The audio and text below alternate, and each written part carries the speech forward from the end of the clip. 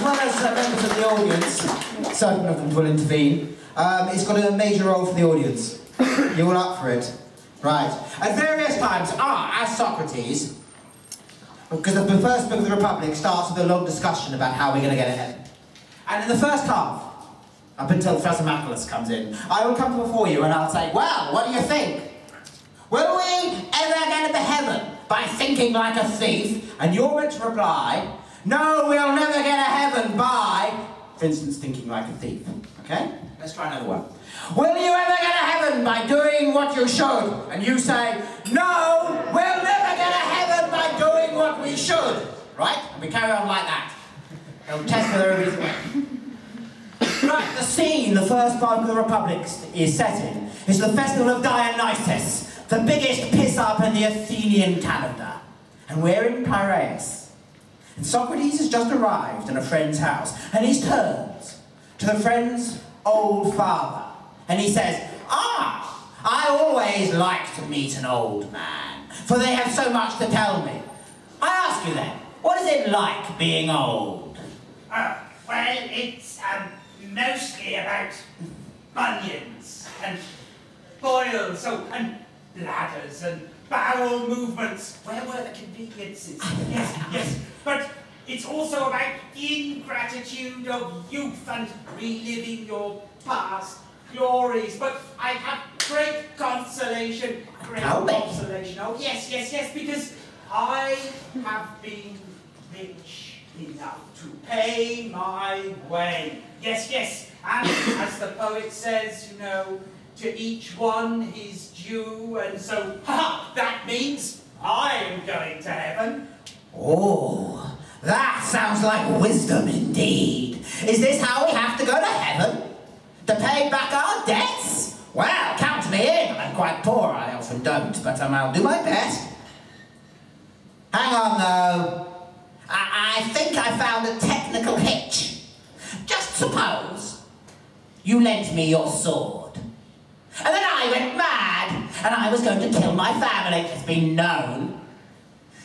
Would you give me back my sword if I asked you? I think not.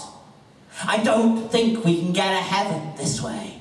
What do you think? Do you think you can go to heaven by lending to the mad? No, you'll never get to heaven by lending to the mad, because the mad might do something wrong, and that'd be so sad. We'll never get to heaven that way. What do you think? Sorry about that. Well, I say that I'm getting too old for all of this game, so I nominate Glauson to carry on. Enjoy it, Sonny. Glauson?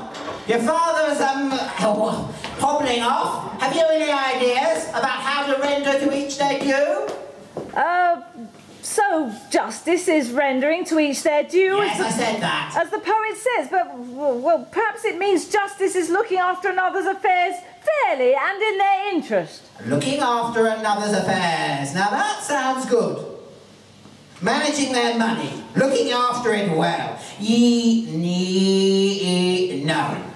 There's a problem. I mean, think of it this way. When you give somebody your money, do you want them to do anything with it? Of course not. You want them just to keep it. So that would mean that justice was doing nothing. And I don't think we can go to heaven by just doing nothing. Do you? No. We'll get to heaven by managing another's affairs. Because managing another's affairs will get you nowhere. Any other suggestions? Do I have another one at the back, some one of these? Perhaps it is more active. Perhaps rendering to each their due means actively guarding another's good. Ah, yes, I see it. Somebody lends me their money and I have to guard it. Like I was a dog. Yes, this might get me to heaven. Uh-oh. No, I've just realised something. If you lent me your money, I'd just leave it in the marketplace and that'd be no good. Who is the best person then to guard money? But someone who thinks like a thief. And are we ever going to get to heaven by thinking like a thief? No. Never get to heaven by thinking like a thief. It would be beyond belief! We're not going to get to heaven that way. Has anyone any further suggestions? Crichton? Perhaps rendering to each their due is more general. Perhaps it means being good to one's friends and bad to one's enemies. Now that's... Yes, doing what you should. That sounds good. Hang on though. I don't know about you, Crichton, but I wouldn't vouch for all my friends. I know some weird people. Am I going to be then good to those people who are bad, and bad to those people who are good? I don't think I'll get me to heaven. What do you think? Will you ever get to heaven by doing what you should? No, you'll never get to heaven by doing what you should. No, doing what you should will come to no good. Any other suggestions? Glython, did you have another thought for me? Surely justice, real justice, lies in liking good men and disliking bad ones. So doing what you ought. Now that's a thought. Maybe we'll get to heaven by liking the good and harming the bad. No, there's a problem, isn't there? If you harm the bad, do you think it will make them good? Or do you think it's going to make them worse?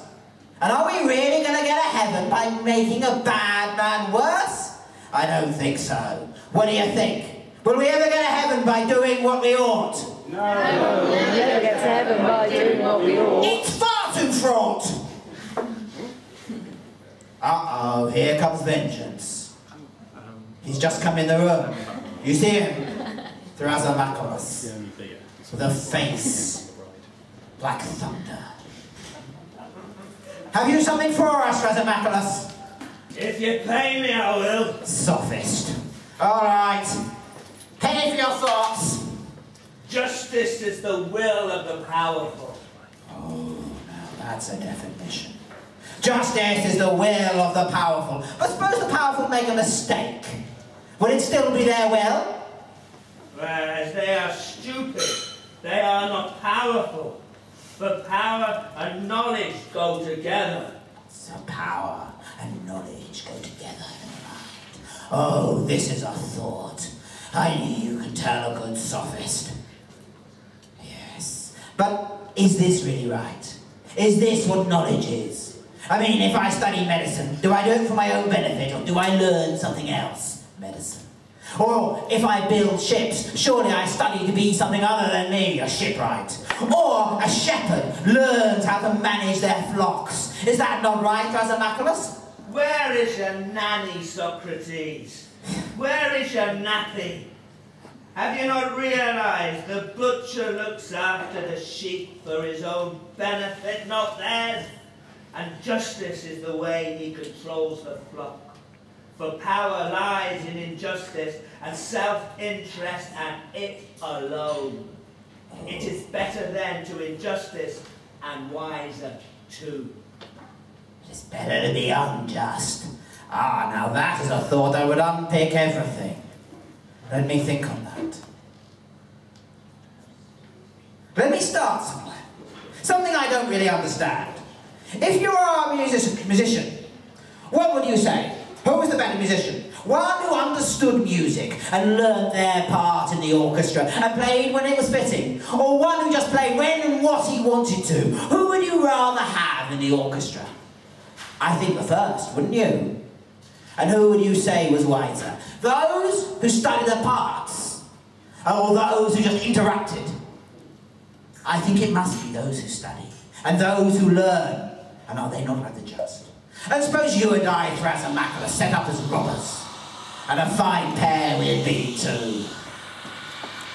But would we succeed better if every moment I was worried you were going to slit my throat when I held the gold? Or would it not be better if we cooperated? And which state is stronger? Those that cooperate together, or those that endlessly fight in self-interest?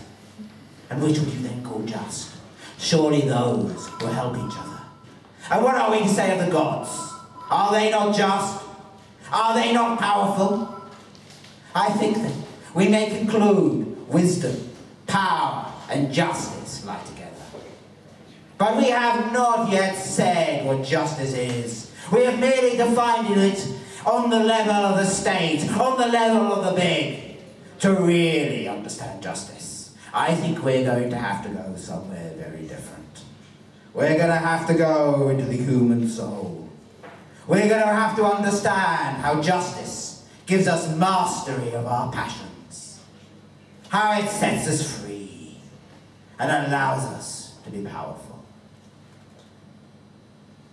We are, my friends, in for a very long night. That's the way the first book finishes.